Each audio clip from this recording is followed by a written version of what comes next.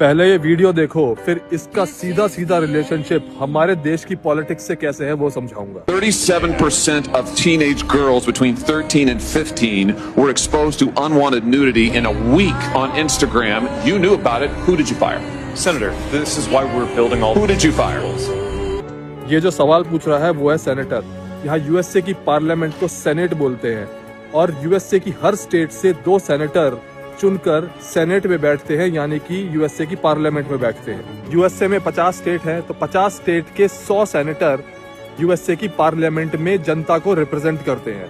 और जिससे ये सवाल पूछ रहा है उसे तो सारी दुनिया पहचानती है, वो है मार्क जुकरबर्ग। मार्क जुकरबर्ग की नेट वर्थ है $212 बिलियन। अंबानी और अदानी दोनों का पैसा मिला दें तो उससे ज्यादा पैसा है इसके पास। और ये सेनेटर मार्क जुकरबर्ग से कोर्ट में माफी मंगवा देता है।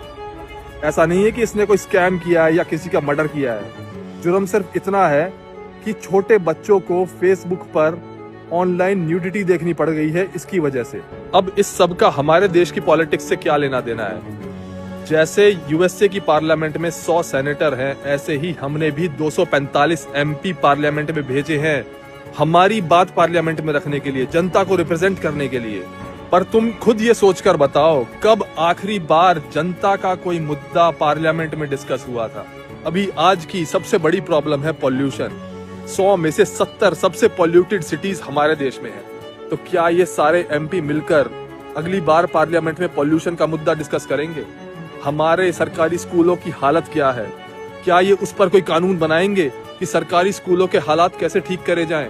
क्या ये टूटी हुई सड़कों का मुद्दा कभी डिस्कस करेंगे? क्या उस पर कोई बिल पास करेंगे?